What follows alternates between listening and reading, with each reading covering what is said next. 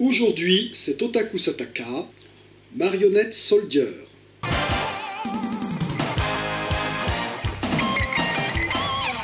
Minasan konnichiwa, perfettigium des. En 2006, Zen Pictures créa le sous-label Cosmore et lança la collection Gravure Héroïne. En quoi consistait cette collection? Eh bien, le plus simple, c'est de regarder la définition qu'eux-mêmes donnent sur leur jaquette de DVD. Alors... C'est existence de héroïne de qui un indispensable élément colorie le drame pendant que beaucoup de programmes de héros d'effets spéciaux existent jusqu'ici et filles qui sont appelées une gravure idole actives autour des gravures sont plus en performant les héroïnes récemment. Je veux voir leur telle activité. De plus, l'apparence que la gravure idole interprète l'héroïne effets spéciaux avec le costume d'un sexy volume entier, c'est Cosmore de créer le film d'héroïne qui satisfait une telle demande du consommateur.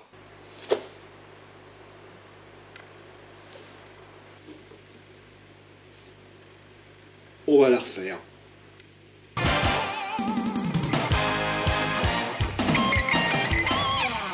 Minasan konnichiwa, perfettigium des. En 2006, Zen Pictures créa le sous-label Cosmore et lança la collection Gravure Héroïne, dont le principe était de mettre en scène des super-héroïnes interprétées par des gravures idoles. Si vous vous en souvenez, j'avais évoqué rapidement les gravures idoles lors de ma critique de Millennium Bamboo. Ce sont des mannequins japonais posant dans des tenues plus ou moins sexy, très souvent en maillot de bain d'ailleurs, et qui sont un peu un équivalent des playmates de Playboy, mais en plus habillés, et surtout, contrairement aux playmates de Playboy, il n'y a pas d'âge minimum pour devenir une gravure idole, ce qui fait que certaines débutent jeunes, voire extrêmement jeunes, ce qui est d'ailleurs parfois source de polémique au Japon. Par exemple, Saya Irie, dont je vous avais parlé lors de mes critiques sur Jigoku Shoujo et Miyatsuai, avait commencé à poser en bikini à l'âge de 11 ans. Et a commencé à poser sans bikini à l'âge de 21 ans. Celle qui joue le rôle principal dans le film que nous allons étudier aujourd'hui s'appelle Yui Akamatsu. Gravure idole depuis l'âge de 16 ans, c'est une passionnée de cosplay, que nous voyons ici tenir les deux rôles dans une version très personnelle du Petit Chaperon Rouge et du Grand Méchant Loup, et ici dans un cosplay involontaire de Léonie Gratin de l'élève du Kobu. On notera également que ces deux sœurs sont aussi gravure idoles et que les trois ont tourné une vidéo commune. Elle était majeure à l'époque, elle était majeure! Mais pour en revenir à la collection Gravure Héroïne, il faut bien avouer que la plupart du temps, ces films se résument à une succession de scènes de péril pour les héroïnes, avec encore moins de scénarios qu'il n'y a de tissu dans leurs costumes. Ce qui pour certaines d'entre elles représente quand même un sacré exploit. Est-ce le cas pour Marionnette Soldier ou bien est-ce que ce film constitue une des rares bonnes surprises de la collection? C'est ce que nous allons voir. Ikuzo!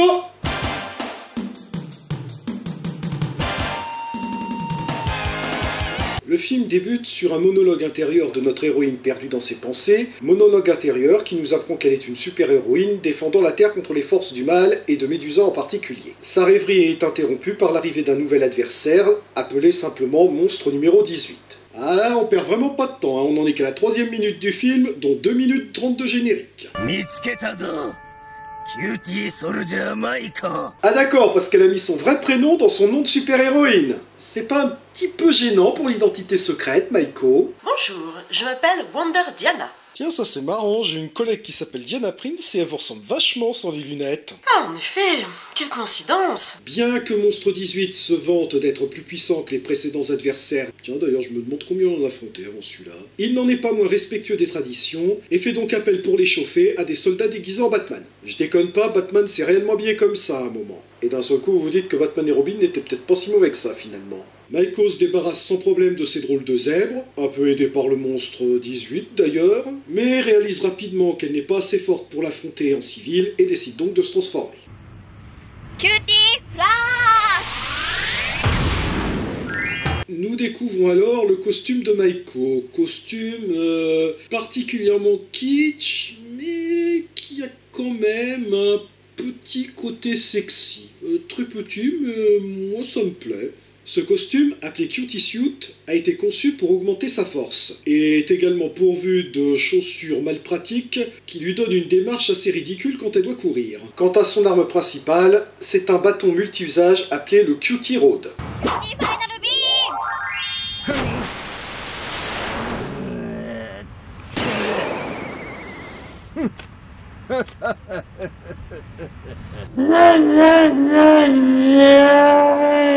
Comme le montre ce gros plan, l'angoisse se lit sur son visage. Et comme l'indique cet autre gros plan, ses fesses, elles, restent parfaitement imperturbables. Ce qu'on appelle d'ailleurs des poker fesses.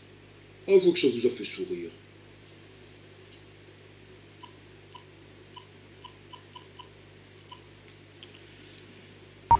Attends une seconde, j'ai un appel. Tu peux me rappeler plus tard? Je suis en pleine bagarre. C'est ton assistant qu'on n'a pas vu ni mentionné jusqu'à présent qui t'appelle pour te dire que tu dois te barrer parce que t'es vraiment pas de taille à vaincre ce monstre.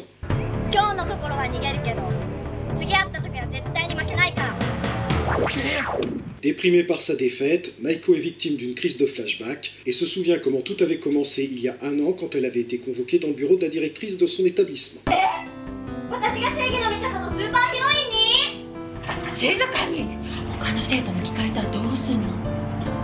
C'est ainsi que nous apprenons que c'est cette directrice qui l'avait recrutée pour devenir Cutie Soldier Maiko et faire échec au projet diabolique de Medusa. Une mission que notre candide héroïne avait acceptée sans hésiter. Retour au présent où Maiko doit s'entraîner en vue de son prochain affrontement contre monstre numéro 18. Son entraînement est assuré par l'assistant de la directrice de l'école, un prof de gym sorti tout droit de Jeanne et Serge. Tiens d'ailleurs, pour que cet entraînement soit encore plus percutant, je vais vous faire un montage sur You're the Best de Joe Esposito de la bande originale du film Karate Kid.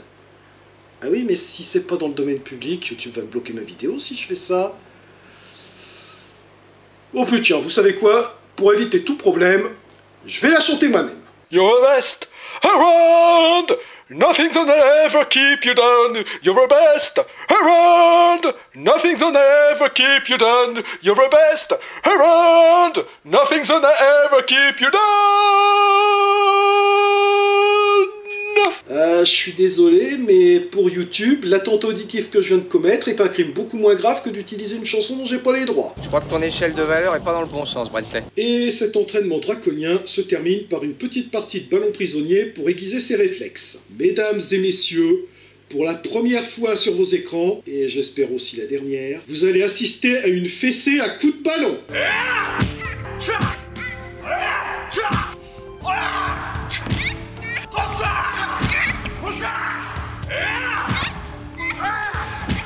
Évidemment, au bout d'un moment, notre héroïne se relève parce qu'elle en a vraiment plein le cul. Excusez-moi, ça m'a échappé.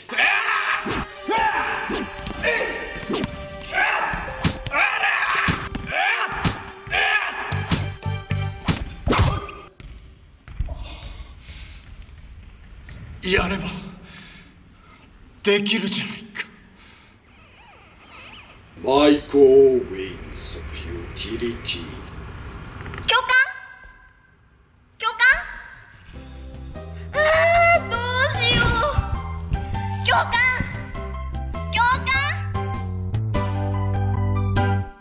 Je vous jure que j'y suis pour rien, c'est la musique d'origine, j'ai rien changé. Quelques semaines plus tard, alors que Maiko se promène tranquillement en costume dans les couloirs de l'établissement, comme toute personne normale le ferait d'ailleurs, elle se retrouve à nouveau face à monstre numéro 18.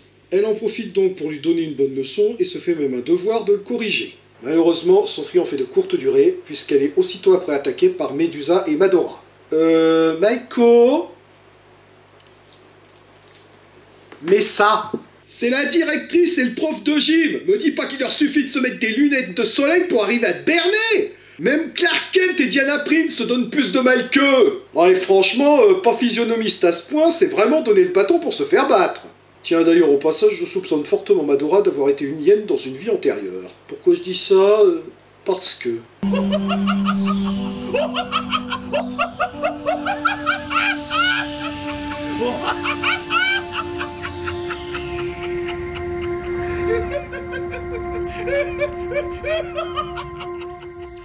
Maiko se réveille ensuite, prisonnière de Medusa, qui a l'intention de la torturer pour l'obliger à révéler les secrets de son cutie suit. Alors déjà, je pense que simplement discuter avec elle constituerait une torture amplement suffisante, étant donné que Medusa semble incapable de s'exprimer en dessous de 200 décibels. Medusa! Non! Pas les vers perforants!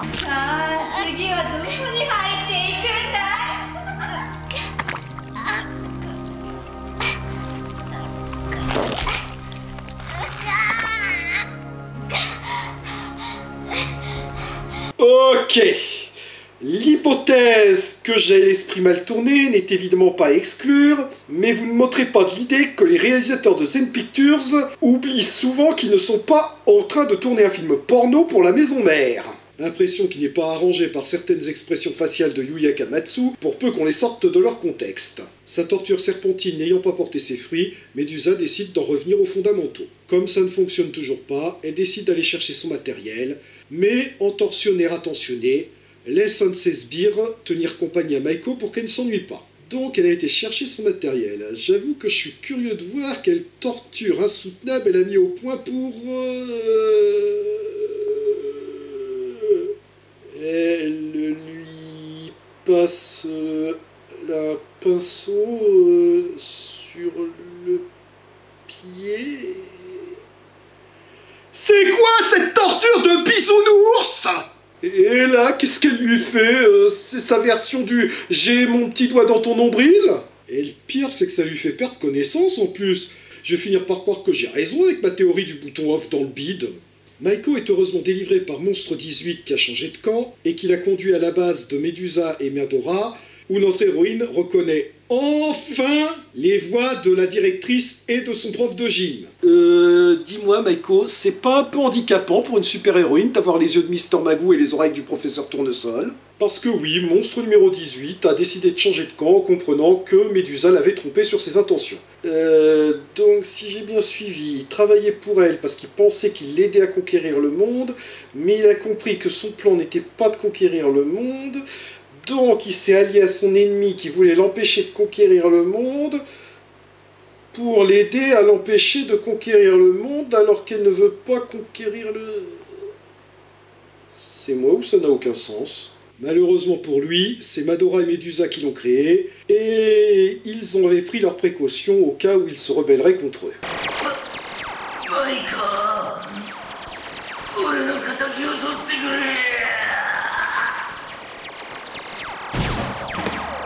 Et de même, comme c'est eux qui ont créé le costume de Maiko, ils ont aussi créé une télécommande pour le neutraliser.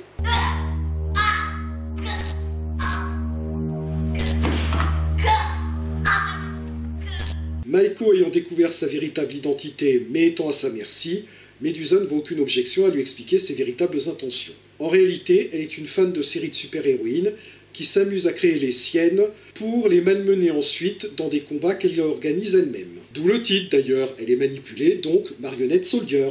D'ailleurs, Maiko est loin d'être sa première victime. Et là, il faut quand même avouer que ça aurait pu être un excellent twist. Ça aurait pu être, s'il n'avait pas tout fait pour qu'on le devine. Déjà, rien que le fait qu'on reconnaisse tout de suite son visage quand elle apparaît. Alors que pour le coup, il pouvait très bien lui mettre un masque qui dissimulait ses traits. Mais même sans ça, regardez la première scène où la directrice apparaît, juste avant de la convoquer pour la recruter. Notez au passage le cadrage qui ne laisse aucun doute sur ce qu'elle regarde avec autant de gourmandise. Et Zen Pictures a même pensé aux spectateurs qui auraient été faire pipi pendant cette scène, ou qui ne seraient pas du tout physionomistes, puisque le twist est écrit blanc sur orange dans le résumé. Là, savez pas lire ou quoi ? Malheureusement, si Maiko désire venger les précédentes victimes de Medusa, celle-ci contrôle son costume et ses pouvoirs, et semble en bonne voie pour ajouter son nom à la liste de ses victimes. J'avoue qu'à ce stade, je m'attends presque à ce que le film se termine mal, avec Maiko qui meurt, et on terminerait sur une scène montrant Medusa recruter une future nouvelle victime.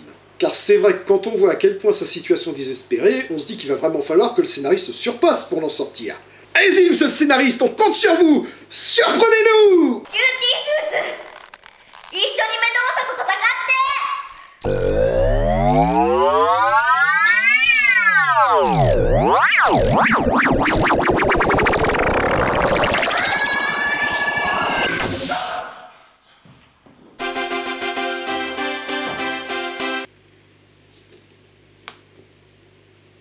C'est tout! Son costume a juste décidé de l'aider? Je déconne pas! C'est l'explication qu'elle donne! Son costume a choisi de l'aider plutôt que d'aider Medusa! Bravo! Juste bravo! Même l'armure du chevalier du cancer qui a attendu des années avant de se dire « Ah mais tiens, finalement ce mec il est méchant, je le quitte !» C'était plus crédible que ça! Je veux dire, pourquoi ne pas simplement utiliser un truc pour qu'elle fasse lâcher la télécommande à Médusa? C'était beaucoup plus simple et beaucoup plus vraisemblable. Comprenant que le scénariste les a lâchés, Médusa et Madora tentent de s'enfuir sur le toit. Ils sont aussi cons que le couple dans Kaguya-Ryon.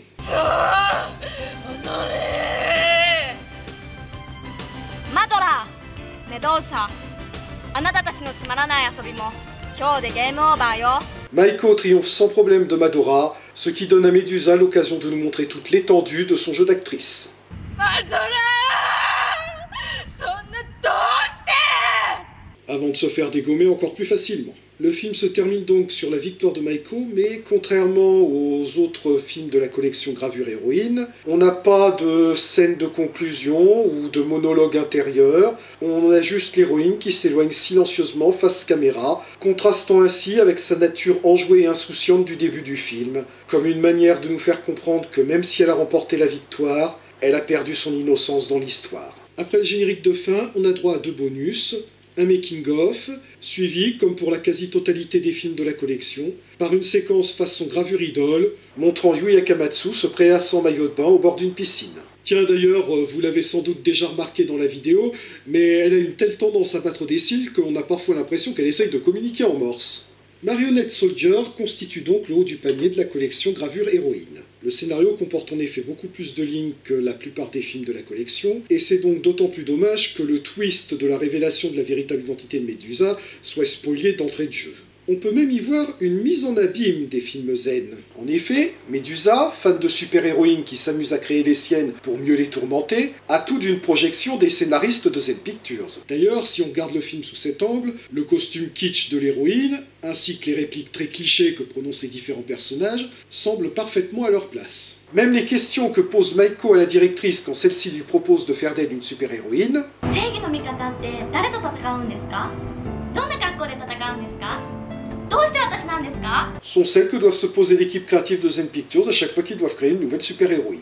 Et puisqu'on parle de Maiko, le choix de Yui Akamatsu comme actrice principale est un excellent choix. Déjà, bien qu'âgée de 18 ans au moment du tournage, elle a un physique suffisamment juvénile pour passer sans problème pour une lycéenne. Elle est de plus très mignonne, et même si son jeu d'actrice est parfois un peu juste, cela ne fait que renforcer le côté innocent de son personnage, qui est tout simplement adorable de naïveté. Et encore, je dis que son jeu d'actrice est parfois un peu juste, mais à bien y réfléchir, c'est loin d'être une mauvaise actrice. Il suffit de voir à quel point elle arrive à exprimer à la perfection douleur et désespoir lors des scènes de péril. D'autant plus qu'entre les prises, ça donnait plutôt ça.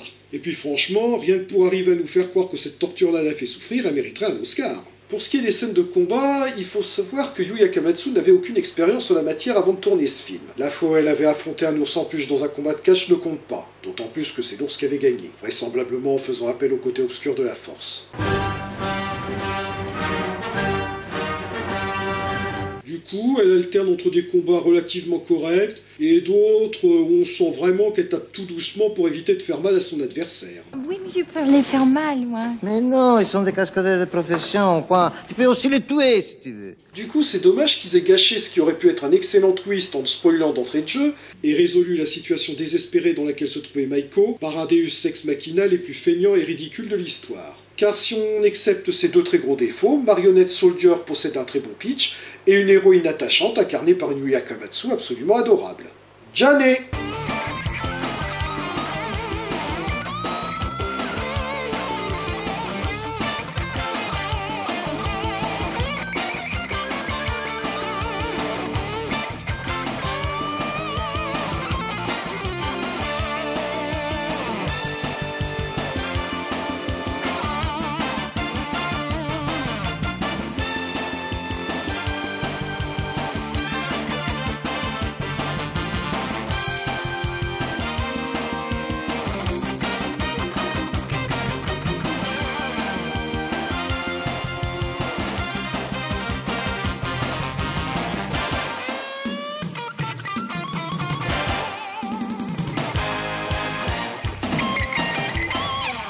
Dans le film que nous allons étudier aujourd'hui, l'actrice principale, et je me rends compte que j'ai oublié de vider le truc, donc il me reste même pas 1 minute de batterie, donc je suis obligé d'arrêter maintenant la première prise. Gag!